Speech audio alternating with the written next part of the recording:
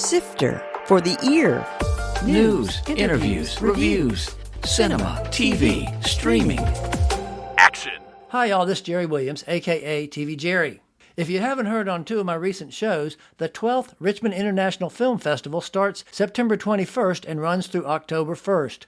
195 films from more than 20 countries will be shown at several venues, plus there are concerts, panel discussions, and the first Global Visionary Summit. I'll post a link to Riff on the webpage for the show at tvjerry.com. White superintendents of asylums, to the extent that they considered African Americans and all, they tended to believe that, or at least purport to believe, that slavery offered a kind of protection from insanity. That it should be at the discretion of hospital superintendents and individual states whether or not they were willing to accept Africans, black folk, former slaves, freedmen into their respective institutions. The Commonwealth of Virginia in 1846 had already decided that they were going to open up a wing or a basement to accept and provide services to freed slaves. That was a clip from Central Lunatic Asylum for Colored Insane, a documentary produced by today's guest, Shawn O. Utsey. Dr. Utsey is a professor in the Department of Psychology at VCU, but his passion is the documentaries he produces on Richmond's African American history. We'll discuss creating Lunatic Asylum, his earlier doc, Until the Well Runs Dry, Medicine and the Exploitation of Black Bodies, getting an interview with Dick Gregory, and what's next. Sifter Review of the Week. Robots on Hulu. Shailene Woodley's character just wants men to buy her designer purses, while Jack Whitehall's wants to bed as many women as possible. They both use robot twins to do the romancing, then they swoop in to collect their booty. Due to a mix-up, the two robots end up on a date and fall in love. Since these androids are illegal, this poses issues for the humans. Whitehall is a fine, funny comedian, and his acting tends to reflect the same smarmy, self-involved type. He's also creating a similar character in the current season of After Party. Woodley is lovely but lacks much comic appeal. Even though the story holds potential to be screwball funny, there's seldom any real laughs. The film moves with energy and their chemistry's okay, but essentially it lacks much comic charm. One complaint, while this is supposed to take place in 2032, the only futuristic thing is the robots. There are no driverless cars or anything else. I gave Robots 2.5 out of 5 stars. Shawn Utsey, or should I say Dr. Utsey, welcome to Sifter. Thank you. Obviously, you are now at VCU a professor in the Department of Psychology. How did you decide I'm going to make a movie? Oh, good question. When I first arrived at VCU in 2005, I was in psychology department. Around 2007, they asked if I would apply to be chair of the Department of African American Studies. And I had to figure out how to make my work relevant to African American studies. And so during one event, I had hosted the filmmaker, Haile Gerima, an Ethiopian filmmaker from Washington, D.C., known for the cult classic Sankofa. And he came down to speak to VCU students, and I was hosting him. And in between the hotel and the university, he and I began to talk about the struggles of young Black males in urban centers. And he recommended as a solution that we put cameras in their hands and let them tell their stories. So I started a film camp for young Black boys from the East End of Richmond. And as part of that film camp, I attended a week-long film camp myself at Lehigh University in Bethlehem, Pennsylvania, where I made a short. And that began my love for filmmaking. So before you started your first short, you didn't really have a background of filmmaking either. You never thought, I'm going to do this. This was just a new career, kind of. Never. I used to video record my son's football games. So let's talk about some of your movies. The first of these documentaries you did, it was called Meet Me in the Bottom. Tell me what that's about and how you stumbled across that and why you decided to make a movie out of it. The full title is Meet Me in the Bottom, the struggle to reclaim Richmond's African burial ground. And so, as I mentioned, I was doing the film camp, and a community activist, Anna Edwards, heard about the film camp. And she said, you might want to think about doing a film on the African burial ground of Shako Bottom. I began to chronicle the struggle of the community to regain the sacred space in Shako Bottom. And from that work, began to hear from interviewees and other people that they had been stealing bodies from that cemetery to use in experiments. And that's kind of what they said. What I found out that they were in fact stealing bodies, but not from that cemetery, because that cemetery had closed by that time and a new one had opened from where they were stealing bodies, and they were stealing them for medical dissection, not necessarily experimentation. So it was certainly a rumor and part of the folklore that was true. And so I kind of kept that in the back of my mind. And when I finished the first film, I began to make the second one. Footnote. His second documentary was titled Until the Well Runs Dry, Medicine and the Exploitation of Black Bodies. The second film began as an expose on Chris Baker, who was the African-American who lived in the basement of the medical college, whose responsibility was to secure bodies. Right. But as I began to do research and learn that this is a widespread practice, not only in Richmond, but in other localities during the antebellum South, I began to expand my interest. You start out with some interviews of some women whose family, whose ancestors had been involved in some way. How did you find those people? That's an interesting question. I had got the idea to interview Black people in Richmond who were 90 years and older. Oh, okay. And so I had been working at Peter Paul Development Center on the Oral History Project. And so when I began to investigate this study, I contacted Peter Paul, and they said they had people who, when they mentioned it, knew stories about this. Wow. And so it began with they heard as children to avoid the medical college. Right. And then that went into stories about their own experiences at the medical college. Right. All of them knew facts that you would only know if you either heard the truth or you had done some research, right? None of them said the doctors. They all said student doctors, which was accurate, right? They even said that they would take the bodies in a cart, which is also accurate. It was just incredible that they had these details. So it had to be true since they had these details. Now, there were other women who declined to go on camera because they were afraid that they might, because they were still being seen at MCB for their healthcare. They were being followed at MCB, and they were afraid that it might impact their healthcare status. So they declined to go on camera, but they confirmed likewise. And these people were interviewed separately. They weren't interviewed in a group. They were interviewed separately. Oh, interesting. Surprise guest drop-in. Good morning. Hey, Todd, how are you? Doing well. How you guys doing this morning? Footnote. Todd Raviota is a film professional and editor for Dr. Utsey's projects, who also teaches at the Maggie L. Walker Governor School and at VMFA. Todd, how do you know Shawn?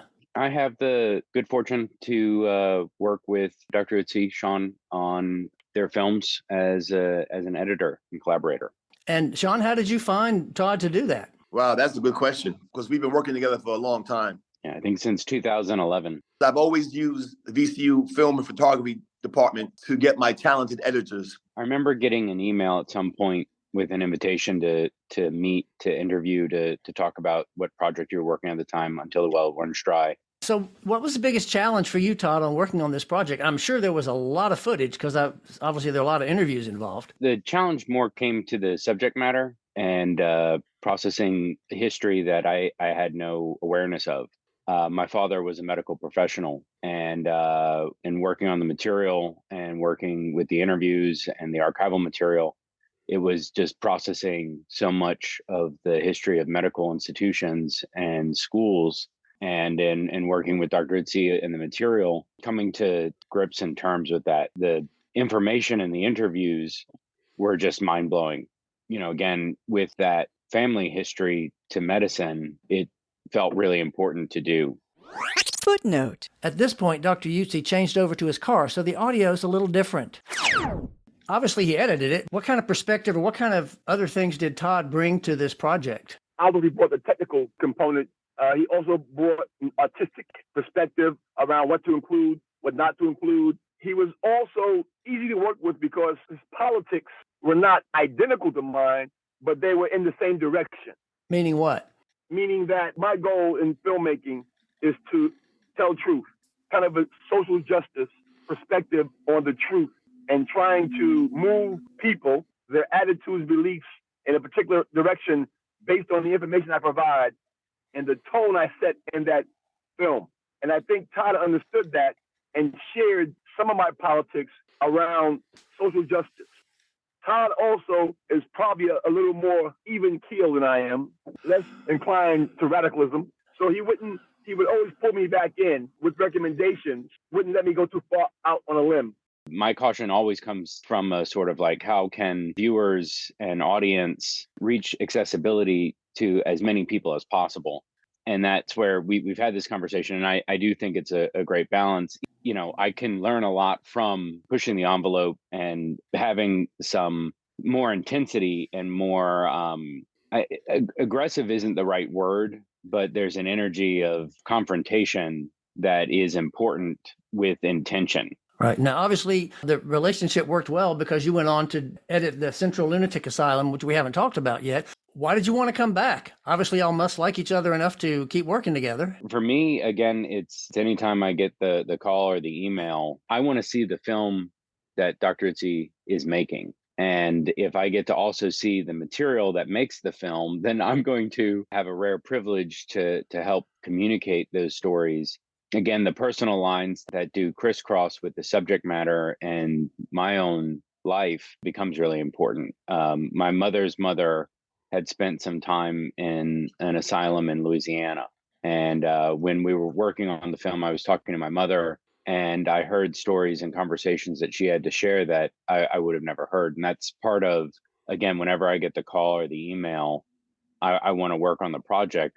How many hours, and you can pick either of the documentaries or both of them, how many hours of footage and how many hours of editing did it take? You know, I don't have the full number, and we always go back to gigabytes and terabytes, you know, projects and hard drives. I'm looking at some hard drives right now. I mean, they get filled up quick. But that's the thing about making a documentary is you might have an hour or 2 hour interview, but you can only use 10, 15 minutes of it spread out over the film. And that's, again, the gift and the privilege of being an editor is you watch all those interviews and you get to be informed by what's been said or shared. And then that informs what the audience will see. Obviously, the audience can't see this because it's a podcast, but you're surrounded by hundreds of, I guess those are DVDs back there. Is that your personal collection? Yeah. In a just a side obsession, I library archive DVDs. It was one of my coping mechanisms just with life in general, but during the big years of the pandemic was going to thrift stores and getting movies for $1. In this time and age, movies excess and what companies are buying other companies and vaulting stuff, you know, it's like, oh, well, I'll put that in my library and I now have a copy.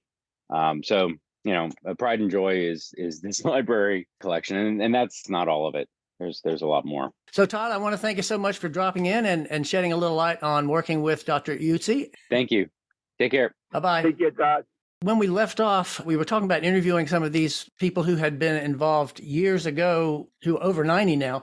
In the documentary, there were some seemingly random men on the street. They were just longtime Richmond residents. Why did you decide to just wander around the streets and find, I assume, random? They're random. Yeah, they were random. What I wanted to make sure I don't do is capture voices of privileged people only. Like myself, as a professor, I'm inclined to interview other historians and professors. So I wanted to talk to regular Richmond people. And I figured I'd find people on the street, but I thought that their contributions were tremendous. I thought they were authentic, unrehearsed, and I really appreciated their contributions. In my mind, those are some of the best moments of the documentary. Speaking of random people, you're in the interview also. Was that intentional, or were there like some blank spots? You said, well, let me jump in and I can add that information. I don't normally appear in my own videos like Spike Lee, but I was able to gain access to the basement of the medical college. And I was in the area where the bodies were kept, where Chris Baker lived and kept the bodies. I thought it would be neat to go live or to do an interview with that as the backdrop. A few instances where it's kind of dark with a brick background, I'm in the basement of the medical college. Uh-huh. The other time I appear, there was some blank spots about Chris Baker's lineage that I want to fill in the blanks on that. Uh-huh. Well, that's good. That worked out. In this one, you worked with some illustrators to kind of create some additional, I guess, B-roll or some additional illustrations. Yeah. How was working with that? How did you find those illustrators and how was adding those in? Well, I didn't have any money to do this project, so I had to find people who I could afford. And they were students in the kinetic imaging department, very talented undergrad. My big surprise was, I've seen all these intellectuals and these people, I had no idea who they were. And then all of a sudden, Dick Gregory popped in. Footnote. Dick Gregory was a stand-up comic and social critic who actually ran for president in 1968 as the write-in for the Freedom and Peace Party. How did you find him, and how did he know all that stuff? That was fun. My connection with Alegba Folklore Society and Janine Bell, she was bringing Dick Gregory to Richmond because she has a cultural center, and so she brings in speakers all the time. Right. That we can't afford at VCU. She gets funding from the city and the state, and because she's community-based, sometimes they'll do it for less money for her. So I agreed to be a chauffeur. I agreed to pick him up from the airport. I agreed to take him from here and there in exchange for 15, 20-minute interview. I took him to the hotel, and we had a conversation in the lobby. It was really one of the best days of my life. We hung out all day. He did speak at VCU. We were able to kind of provide a contribution that would get him to agree to come and speak on the campus as well. And so, in true Dick Gregory fashion, he wanted to make sure the check didn't bounce. So I took him to the bank to cash the check I just gave him. And that was an episode in itself. Imagine walking into the bank in the Black community with Dick Gregory. Everything stopped. It became a performance, a show. Wow. But it was a show of love. They were just in love with him. Sure. And so I interviewed him at the hotel, and I didn't think he knew that much. To be honest, I was really interested in his celebrity status and that he would give a boost. You know what I'm saying? It would be a big boost for the project to have him appear. But what he knew surprised me. Yeah, me too. It's interesting because I was watching this documentary. I kept notes, of course, and one of the notes I made is it's interesting that this is in the racist South and blacks were considered less than, but these doctors were studying on their bodies. How could they justify that? And then, of course, you address that almost immediately as I brought up that question in the movie. That's an interesting dichotomy. I think it really illuminates even contemporary attitudes towards race and racial differences. In those days, as I think it was noted, that doctors made no bones. The power structure, science, and the political structures made no bones about saying that black people perhaps were not really fully human, that they were perhaps a subspecies. Right. That was a real worldview, a real belief system. I suspect that the scientific community knew better, but it was politically expedient and useful to project another story. Right, right. So let's switch over now to the other document, to your most recent documentary. And this title just says so much about racism and the world at the time. Central Lunatic Asylum for Colored Insane. When you told me that, it just blew my mind that that was even a real place, but that was a real place. How did you find out about this? Before I came to VCU, I was professor at Howard University in DC. And so my colleagues knew I was coming to Richmond and told me that I should investigate the hospital in Petersburg if I get a chance. And so I never really paid much attention to it. Even when I got here, I never really thought about it. But I was trying to get some funding from DPN, which was formerly WCVE. Right. I had worked with them before. They aired both documentaries. And so I met with the director of programming, I believe. And he was like, we would love to fund something you do. So I didn't have a topic. And so I said, I'll get back to you on Thursday with the exact nature of the project. And I said, now's the time to do that project. Uh-huh. Unfortunately, this is before they were VPM. We met again, and he said, we love it, but we need a positive story. But when I went back to talk to them, they had restructured, and the person who promised me the money was no longer there. So I just did my story with no money. There you go. I'll tell you the most fascinating thing about that comes up in the early interviews, that they also kept saying they felt that slavery was healthy. It was good for the people to work in the fields. And that just blew my mind, that was a concept that carried on even into the hospital. I did that interview probably 2-3 years ago.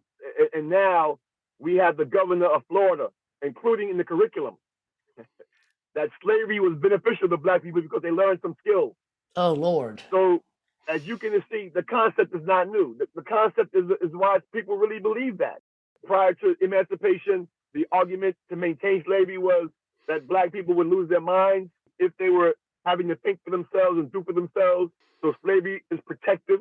And then after emancipation, there was like all the problems that black people are having are because of the stress of freedom. So it was kind of from both angles, right, before and after emancipation. Pretty amazing. Well, so what was the biggest challenge in creating this one? The most difficult thing was trying to locate all the appropriate informants. I was able to get historians, former employees. I wanted to see about some former patients. Now, patients are admitted for all kinds of reasons. There are stories of people who were born deaf. They were thought to be developmentally delayed or mentally retarded or otherwise having signs of insanity, and they were admitted to the hospital. Wow. Right? So there are people who would have been admitted for all kinds of reasons, would have probably figured out later in life that I probably didn't belong there. Right. I would have liked to interview some former patients, but I didn't have a chance to do that. Came across some people who were the descendants, the children or grandchildren of former patients, but I couldn't figure out how to get our schedules together, so I couldn't include them either. So that was a challenge in trying to get a well-rounded story. And that had some amazing stories too. You mentioned you have a project you're working on now. What is that one? This is the history of Black studies. In colleges and universities? In colleges and universities. And you're going obviously beyond VCU for that. Yeah. The Black studies is seen as the third wave of the Black liberation or Black freedom struggles. You have obviously civil rights. Right. You have the Black Power movement. Black studies was the third wave because Black studies came from the Black Power movement, but on the college campuses. And that forged a new struggle for the academic inclusion or the intellectual analysis of the Black experience. Oh.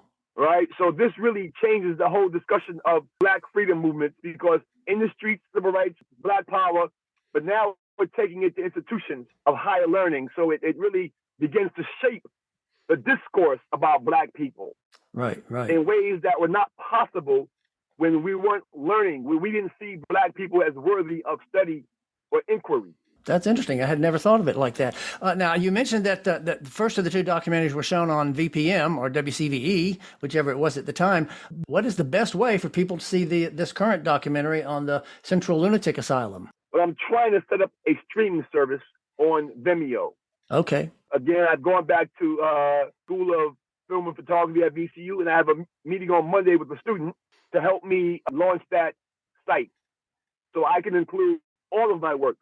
Terrific. Again, there are others I haven't mentioned. I did a documentary on massive resistance. It was really an all-history project. I talked to people you wouldn't believe who were center to the massive resistance movement in the 50s. Right. People who were at the forefront of the lawsuits against the schools, demanding that they be accommodated. I met a woman who was an anthropologist. She had studied under E. Franklin Frazier at Howard University back in the 40s and 50s. And here she was, a 95-year-old woman. Wow. In a nursing home. And when I told her I was doing some research on oral history, she said, "Oh, I used to do research." And I said to myself, "Oh, that's so cute." But no, she really did. She really did do research. It was incredible. Wow. The other woman I interviewed, she went to the White House on her 100th birthday and danced with Obama. Wow. On her 100th birthday. And I will have your webpage up on the website at TV Jerry so people can actually check all these out. One thing I always like to ask everybody is when you're not working, teaching at school or working on your own documentaries, what do you like to watch? I sometimes watch a lot of history shorts on YouTube. And so I spend too much time on YouTube watching historical documentaries. That's a rabbit hole. The rabbit hole, it is. Now, I was watching one. There was one, I think it's called The Changeling. That's on Apple with Lakeith Stanfield. Yeah. The actor, he played in Get Out. In Atlanta. Yeah, he's incredible. He's incredible. Yeah, and it's a pretty creepy series. I'll be interested to see where it goes. It's creepy. It's creepy. Well, Shawn, looks like you're continuing to make interesting documentaries. So thanks for joining me, and I can't wait to hear more. And thank you for thinking of me. Shawn O. Utsey is professor in the Department of Psychology at VCU, but his passion is the documentaries he produces on Richmond's African-American history. There's a link to his Vimeo page included on the webpage for this show at tvjerry.com. Coming soon. In theaters.